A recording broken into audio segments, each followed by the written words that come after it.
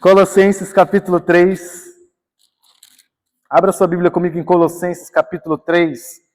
Hoje nossa mensagem se encontra no versículo 15 e no versículo 16. Colossenses 3, 15 a 16. Seja a paz de Cristo o árbitro em vosso coração, a qual também fostes chamados em um só corpo, e sedes agradecidos.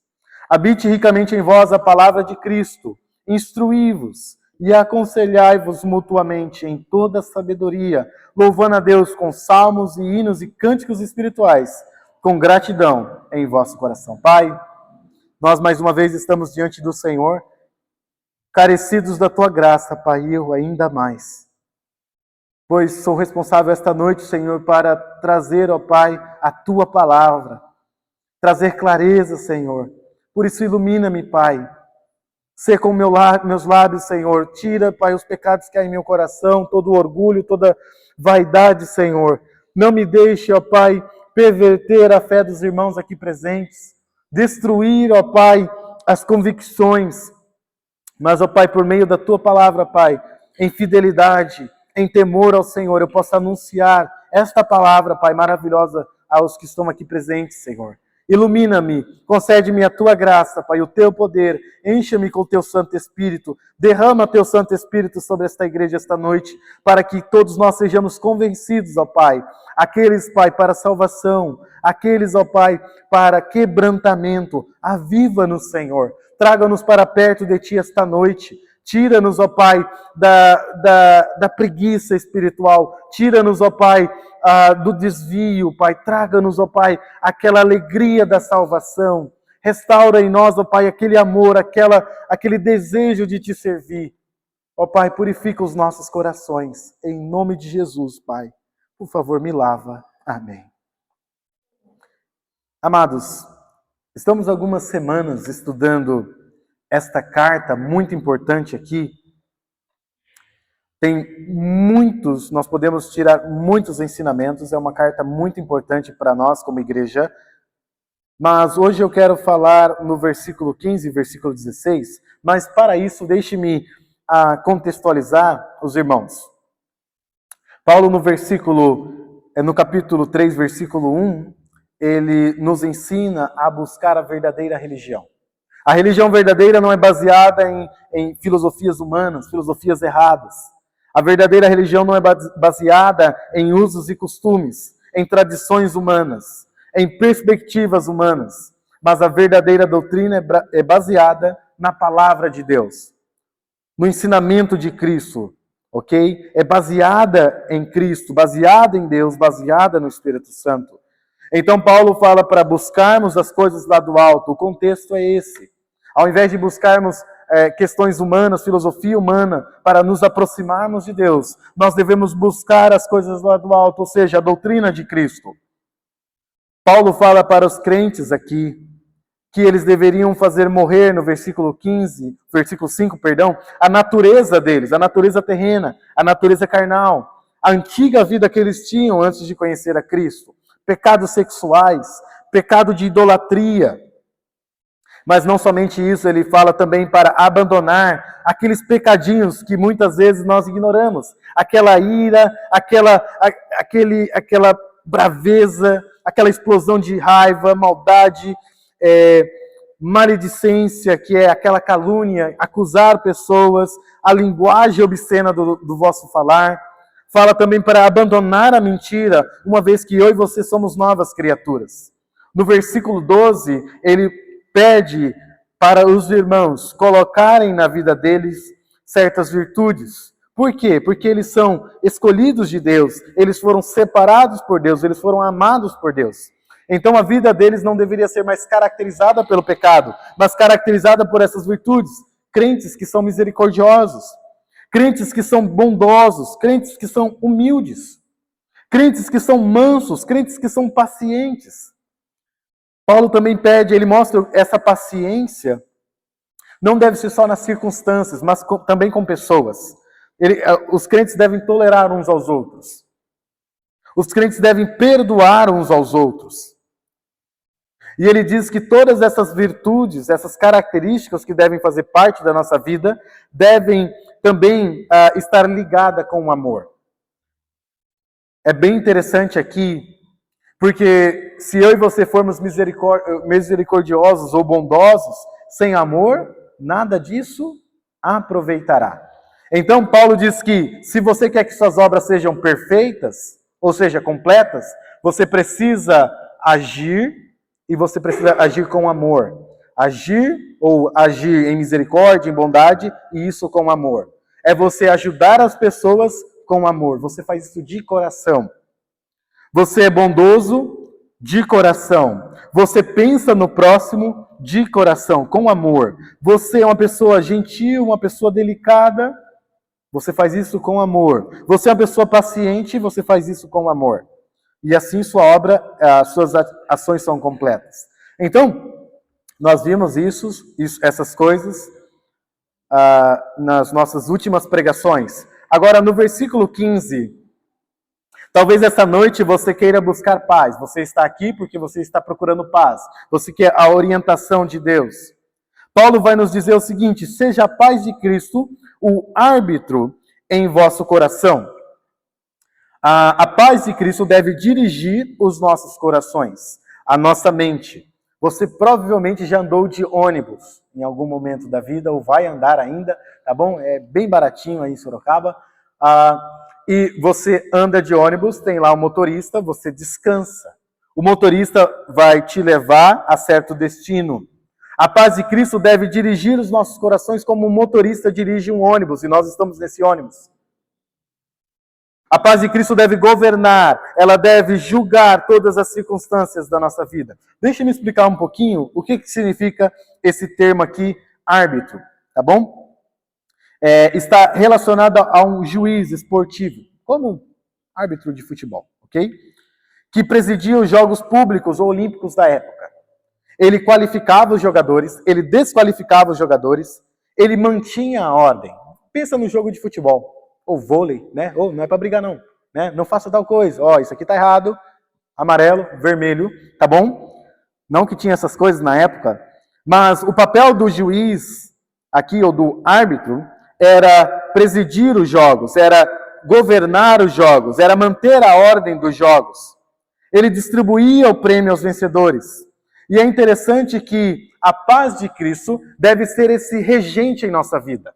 Ou seja, você se aproxima de Cristo e você diz: Senhor, o Senhor é o governante, o Senhor é que manda na minha vida. O que o Senhor acha dessas coisas? O que o Senhor acha desses planos? Note comigo lá em João, capítulo 3. Temos duas pessoas aqui, dois tipos de pessoas que irão esclarecer essa ideia de árbitro em nossas mentes. João 3:20. Note que aqui é a característica daquele que pratica o mal, do incrédulo, daquele que não conhece Deus como seu Salvador. Pois todo aquele, João 3:20, pois todo aquele que pratica o mal, ele aborrece. A palavra aborrecer, o verbo aborrecer significa odeia. Ele odeia o que aqui? Odeia a luz, ok? Então, aquele que não conhece Deus, ele odeia. Isso é uma característica de vida dele. Ele odeia a luz. Ele não ama as coisas de Deus. Ele aborrece as coisas de Deus. Não somente isso, ele não se achega do quê? Para o quê? Para a luz. Então, aquele que não conhece Deus, ele abomina a luz, ele odeia a luz e ele não se aproxima da luz. Então, em outras palavras, vamos imaginar um cenário aqui. Cristo está aqui e há uma pessoa das trevas aqui. Ela não quer Cristo. Ela odeia Cristo. Ela não quer se aproximar de Cristo. Por que ela não quer se aproximar de Cristo? O texto vai nos mostrar. A fim de não serem o quê? Arguida as suas obras. A ideia de arguir aqui é reprovar. Por que eu quero um Deus que vai rejeitar as coisas que eu faço?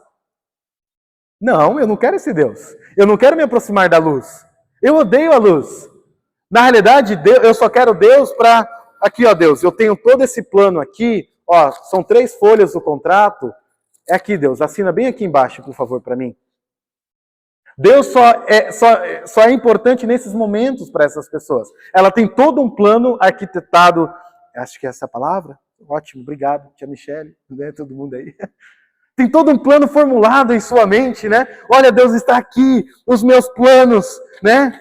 Só assinar embaixo, não tem nada de errado. A pessoa só quer Deus nesse sentido. Ela odeia Deus. Quando você fala de justiça de Deus, quando você fala de amar Deus, quando você fala de ter um relacionamento com Deus, eu não quero isso. Eu nem quero me aproximar da luz. Porque Deus vai reprovar as coisas que eu faço. Agora, quem pratica a verdade, aquele que crê em Cristo Jesus, versículo 21, ele aproxima-se da luz. Isso aqui é uma característica de vida. Aquele que pertence a Deus, ele se aproxima da luz, a fim de que suas obras sejam manifestas, ou seja, sejam reveladas. Ou seja, você tem essa folha. Deus, aqui está toda a minha vida. Senhor, eu pensei isso, mas não seja feito como eu quero, mas como tu queres. Embora eu tenha pensado tudo isso, é o Senhor que governa.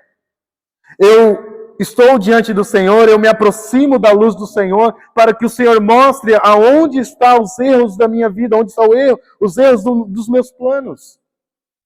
Eu me aproximo da luz para que o Senhor me mostre aonde está aqui aquilo que desagrada o Senhor, desaprova o que o Senhor desaprova. Então aqueles que pertencem a Deus, eles se aproximam da luz com o mesmo propósito, com o propósito de que Deus revele as suas obras. Deus, mostre-me onde eu estou errado, porque são feitas em Deus. Cristo é esse árbitro, Deus é esse árbitro, ou esse juiz, no qual eu e você nos aproximamos, nos achegamos diante dele, prestamos contas a ele e pedimos, Deus, mostra-nos o que o Senhor acha. Então ele diz, muito bem, servo bom e fiel. Está certo, pode ir. Como o juiz faz, você está qualificado, pode passar.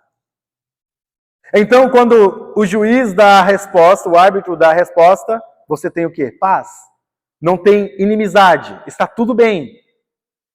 Então você tem a resposta favorável da parte de Deus. Está tudo bem, pode ir por esse caminho. Esse caminho está descrito na minha palavra. Você está de acordo com as regras do jogo. Você está seguindo perfeitamente as regras. É isso, ótimo, continue. Então, você tem paz. A paz de Cristo. Então, esta paz deve governar a sua vida. O perigo que hoje nós corremos, que o cristianismo corre, é o quê? É desconsiderar esse juiz na sua vida. Eu não me preocupo, eu faço as coisas sem questionar Deus. Eu tomo decisões sem perguntar o que Deus acha. Eu sou o próprio juiz da minha vida. Sou eu que digo, é assim que vai ser, é assim que vai ser, é assim que vai ser. Muitas vezes eu e você fazemos isso. Nós somos os próprios juízes das nossas vidas. Eu sigo o rumo do meu coração.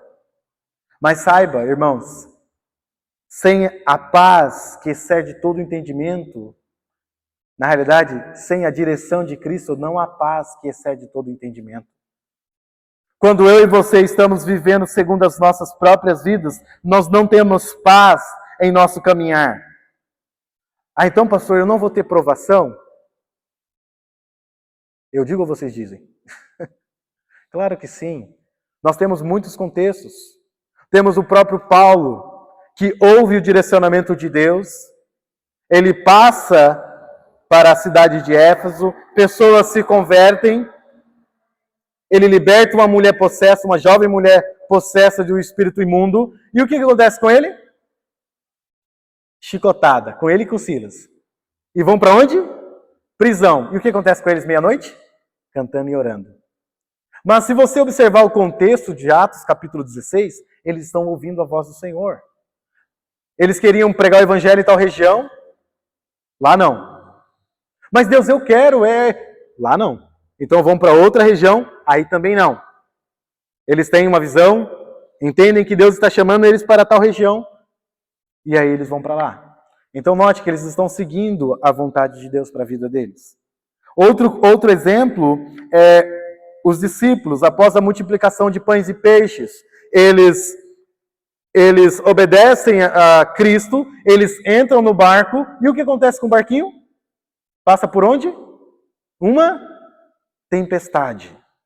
Nós aprendemos uma grande lição. Não é porque eu e você estamos ouvindo a voz de Cristo, seguindo fielmente as direções do Senhor, que nós não passaremos por tempestades.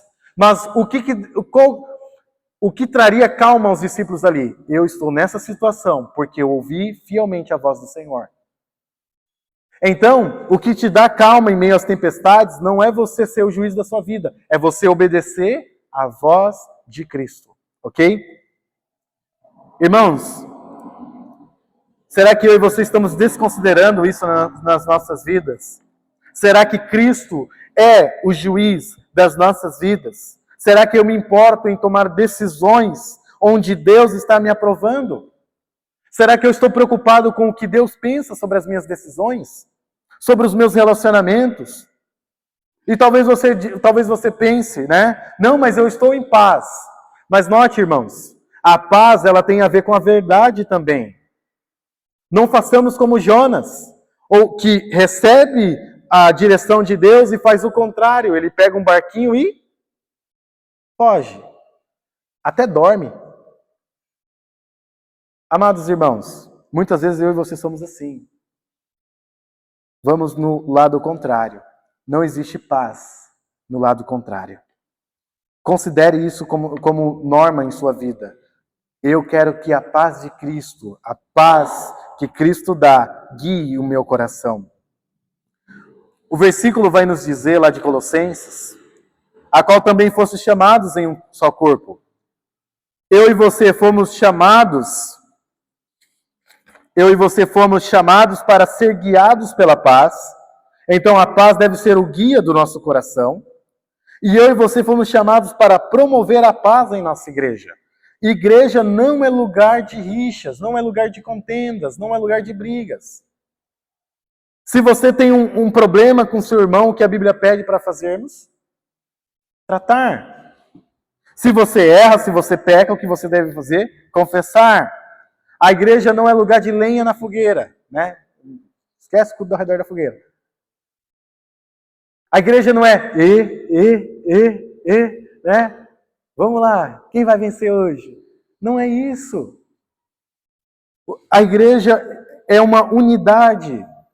Você não foi chamado para ser um provocador, mas um pacificador.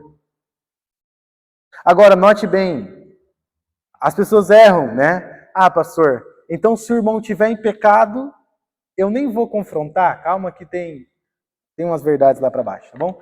No texto aí. Irmãos, não existe paz onde há pecado. Primeira coisa. Se tem pecado na igreja, o que a Bíblia pede? Trate. Então, às vezes, tratar pecado gera confusão na igreja. Mas esse é o caminho da paz. Eu tenho que tratar. É igual você, eu não sei, acho que foi por causa de um futebol. Eu machuquei os meus 2 dedos, ou um dedo. Eu estou tratando. E dói. Dói. Tratar machucado dói. Mas depois que você trata, você tem o quê? Paz, alívio. Já cansei de dizer, por exemplo, quando eu tinha mágoa contra o meu próprio pastor. Depois que eu tratei o meu coração, eu olho para ele, vou na casa dele comer, né? Converso com ele. Note, isso é interessante. A igreja é assim. Não deve ser comum, irmãos, andarmos em pecado ou tolerarmos os nossos pecados. Devemos tratá-lo. Então, nós somos chamados para promover a paz, de acordo com o versículo 15. Eu e você fomos chamados para esta paz, em um só corpo. Também Paulo vai nos dizer o seguinte: sejam agradecidos. A gratidão deve fazer parte da vida do povo de Deus. Nós nos reunimos porque somos gratos pela obra de Cristo e pelo privilégio de fazermos parte do seu corpo. O motivo pelo qual eu e você estamos aqui é por causa de Cristo. Cristo morreu por mim, morreu por você. Então, a igreja não deveria ser um enfado para o povo de Deus. Deveria ser motivo de gratidão. Eu estou indo à casa do Senhor. Alegremos. É isso que deve ser, a igreja deve ser motivo de gratidão. Eu agradeço a Deus pelo que Ele fez e eu agradeço a Deus pelo privilégio de fazer parte da família dEle. Então, muitas vezes nós esquecemos que no contexto de igreja, nós devemos buscar a paz de Cristo, nós devemos promover a paz de Cristo, nós devemos ser agradecidos. Irmãos, faz diferença uma igreja grata. Faz total diferença uma igreja grata. Talvez a gratidão morreu no seu coração esta noite. Você tem vindo à casa do Senhor, você tem servido ao Senhor a pulso. Eu espero que você se arrependa esta noite.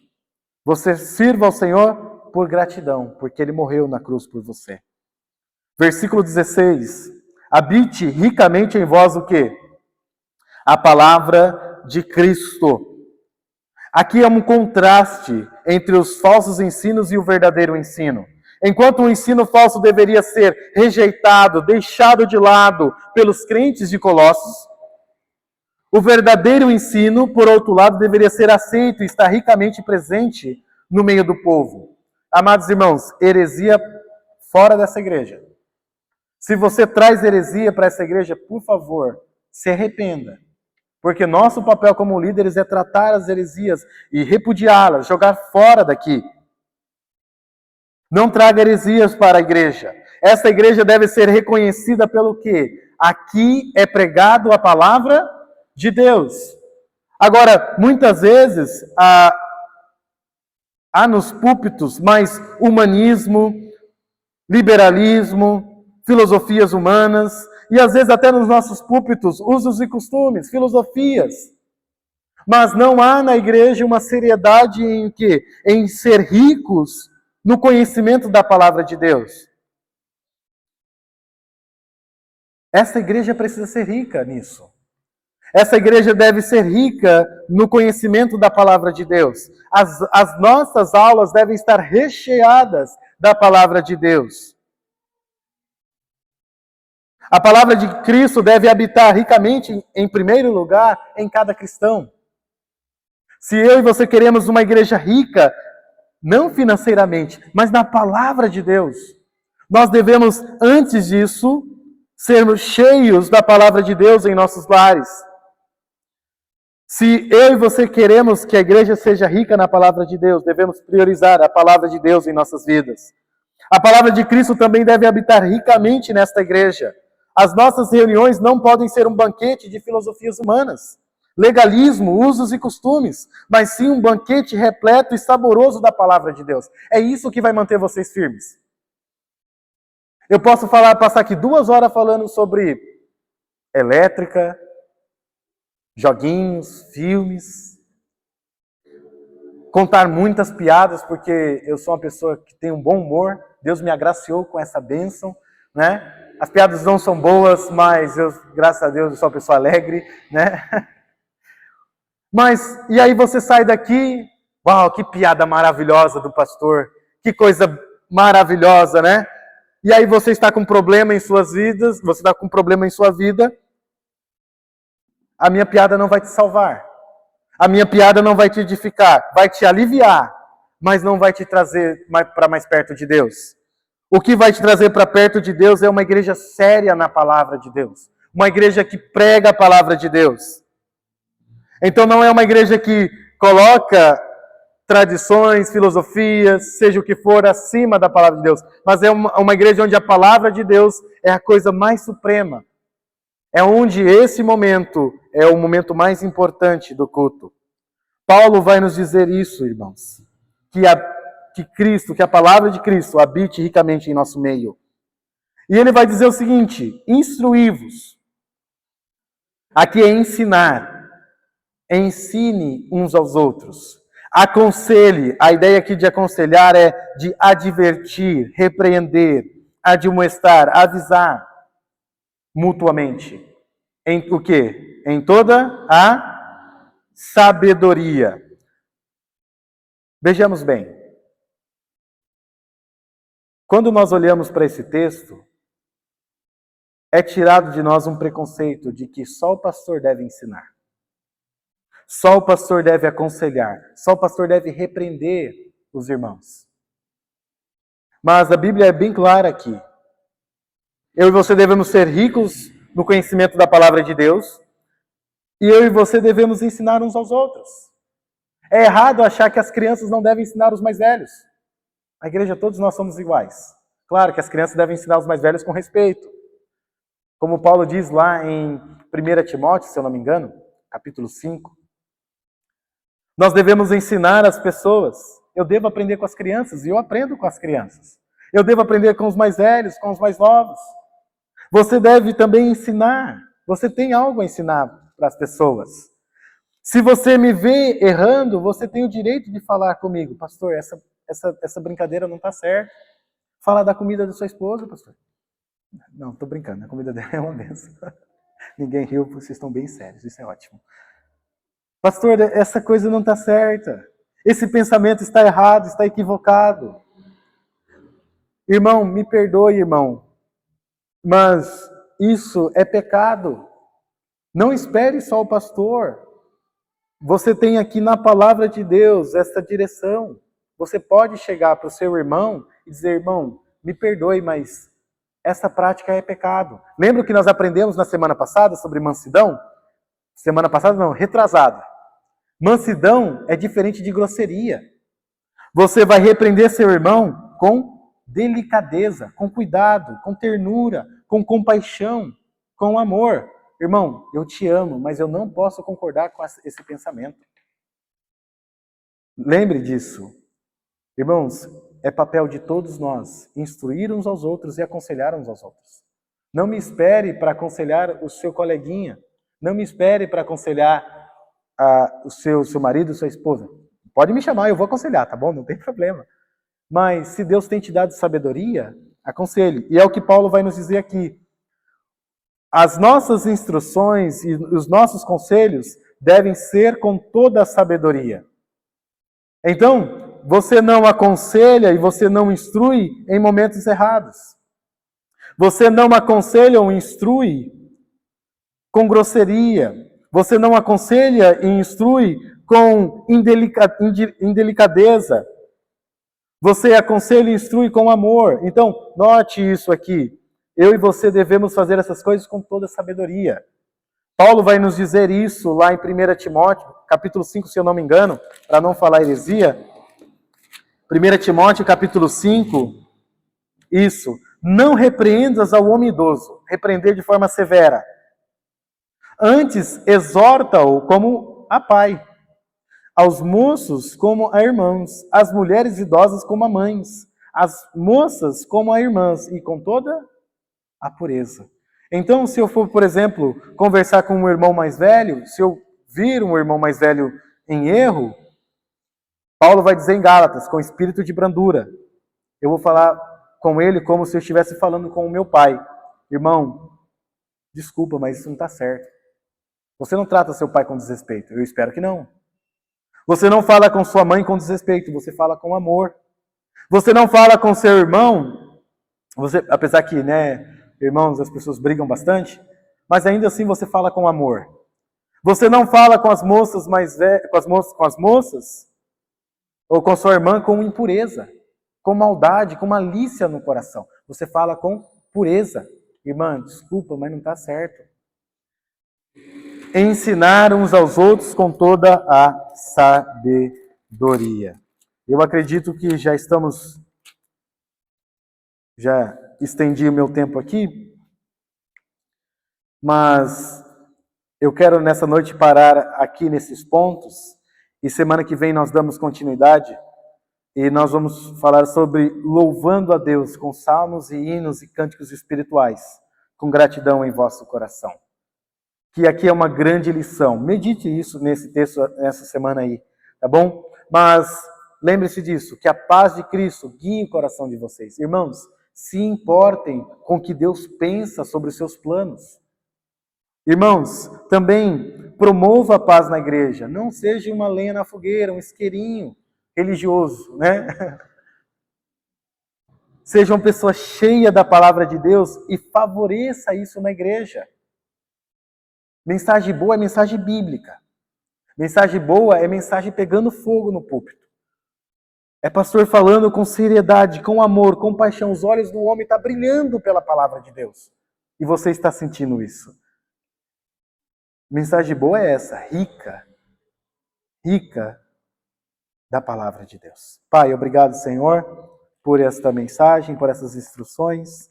Pai, nos ajude a se preocupar com o que o Senhor pensa das nossas vidas, com o que o Senhor quer que façamos. Senhor, nos ajude a ter vidas entregues ao Teu altar. Perdoe os meus pecados, as minhas iniquidades. Pai, edifica a Tua igreja. Ajude-nos a nos preocupar com a paz do Senhor. Que o Senhor nos guie, Pai, por meio da Tua paz. E nos ajude, Pai, a estarmos cheios da Tua palavra e que esta igreja seja rica da Tua palavra. Obrigado por esse tempo, em nome de Jesus. Amém.